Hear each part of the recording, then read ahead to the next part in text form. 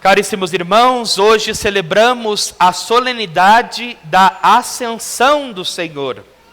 O Senhor que se elevou aos céus, diferentemente da Assunção de Maria, que já é um verbo na passiva, ou seja, Maria foi elevada, Jesus não, Jesus se eleva por Ele mesmo, por isso ascensão. E essa solenidade de verdade vem nos dar uma boa notícia. E qual é esta boa notícia? Que o Senhor já tem aberto o céu para nós. Se vocês prestaram atenção na oração coleta, o missal já dizia exatamente isso, que uma vez tendo entrado a cabeça que é Cristo, o corpo também já se alegra, porque sabe que a cabeça já está lá. Ou seja, agora é só o corpo seguir a cabeça. Interessante, eu tinha um professor espanhol, que ele, quando ele ia explicar esta solenidade da Ascensão, ele comparava a um parto. Hoje nós estamos celebrando o Dia das Mães, e achei interessante, porque ele usava exatamente a imagem do parto. Não sei se vocês já viram um parto natural. Eu já vi. Foi um pouco traumático. Enfim.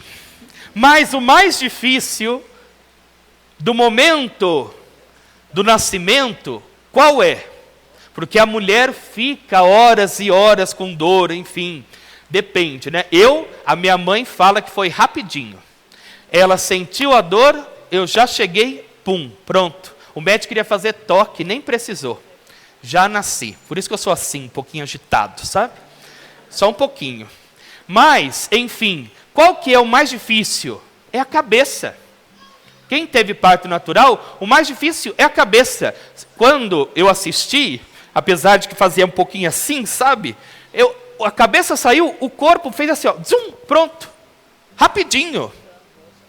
E isso é a nossa festa, é sabermos que a cabeça já entrou no céu, que é Cristo. Agora basta somente o corpo seguir a cabeça, o mesmo movimento. Por isso, irmãos, que de verdade possamos nos alegrar e podermos seguir a cabeça, porque é isto que nós somos chamados como cristãos, como igreja, a poder seguir a cabeça que é Cristo, e sabermos que de verdade nós já temos esta oportunidade já garantida por nós de verdade de experimentar este céu, este reino divino. Mas, assim como nós falamos na teologia, existe aquilo que é a salvação objetiva e a salvação subjetiva. A salvação objetiva é que Cristo já conquistou para nós esta salvação, já nos ofereceu esta salvação, por meio da sua paixão, morte e ressurreição. Mas existe aquilo que é salvação subjetiva, ou seja, que depende também de mim fazer esta adesão. É como, exemplo, quando alguém fica doente, e o médico fala assim, olha, já tem o remédio para você, já tem a cura, só que você tem que ir lá no postinho do Cruzeiro para ir buscar. Sudoeste não tem postinho, então tem que ir lá no Cruzeiro buscar. Agora, se você não sai da sua casa, não pega o carro, a bicicleta, não sei, o skate, o que for, e vai buscar, você já conquistou, mas não obteve. Por quê? Porque não quis pegar. Isto é o pecado. É nós decidirmos por esta não salvação. Por isso, irmãos, que de verdade tenhamos esta vontade e buscar isto. De verdade, de seguirmos a cabeça que é Cristo, a buscarmos esta salvação que já nos foi conquistada, que já foi oferecida a nós, e que possamos tomar posse dessa salvação, desta eleição que o Senhor tem feito, desta oportunidade de amor, de alegria que o Senhor já tem conquistado para nós. Por isso podemos nos alegrar, porque nós temos este céu aberto, uma vez que já em Adão foi fechado. Quando Adão peca, sai da presença de Deus, sai do jardim. Mas com Cristo nós somos novamente inseridos neste jardim, nessa presença. Por Cristo que tem conquistado para nós este reino celeste. Por isso que de verdade possamos olhar para Cristo e seguir a Cristo. Nós muitas vezes ficamos com dúvida. O que a gente fala? O que eu faço? Como que eu faço? Faça aquilo que Cristo faz. Escuta Cristo, olha para Cristo, imita a Cristo. Há um clássico da espiritualidade que chama Imitação de Cristo, que para mim é um livro de bolso, ou de cabeceira. Não há uma sequência, mas você pode ali todos os dias abrir uma palavra ao acaso e ler, você sabe, e aquilo fala, sabe? Porque é isso que nós somos chamados, a imitar o Mestre. Cristo falou lá na quinta-feira santa, eu já vos dei o exemplo. Agora de verdade que nós possamos tomar este exemplo. Mas qual que é o problema? Para onde nós estamos olhando? E olha que interessante. Porque aqui os discípulos olham para Cristo, mas ao mesmo tempo que olham para Cristo, eles ficam ali parados. Nós escutamos o mesmo relato, a primeira leitura e o Evangelho. O Evangelho foi Marcos que nos narrou. A primeira leitura foi Lucas. Lucas é um pouquinho mais detalhista. E ele fala algo ali muito interessante. Porque olha que ali estavam as pessoas, os discípulos, olhando tudo aquilo. E então, diz que apareceram 2 homens vestidos de branco. E disseram, homens da Galileia, por que ficais aí parado olhando para o céu? Esse Jesus que foi levado para o céu virá do mesmo modo como vistes partir para o céu. E às vezes nós aí também estamos aí, sabe, parado, olhando, não sei porquê. Fica aí, contemplando. E no final, ficamos parados. Mas a palavra hoje diz, acorda, movimenta, sai da tua paralisia, sai da estagnação, movimenta, entra na graça, porque isto é o Espírito, isto é mover no Espírito. O Espírito é dinâmico, o Espírito não é rotina, ao contrário, nos coloca em movimento. E aquele que tem o Espírito Santo em si, não fica parado, evangeliza, testemunha, ama, perdoa, serve. Porque o Espírito Santo é este que nos move.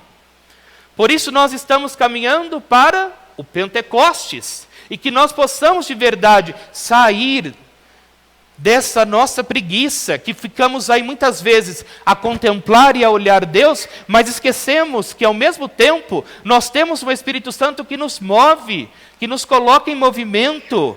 E que somos chamados porque somos batizados. Nós temos uma missão como batizados, evangelizar. E nós não podemos esquecer deste chamado nosso. Não podemos deixar esta graça parada na nossa vida, mas que nós possamos de verdade deixar que o Espírito Santo nos mova.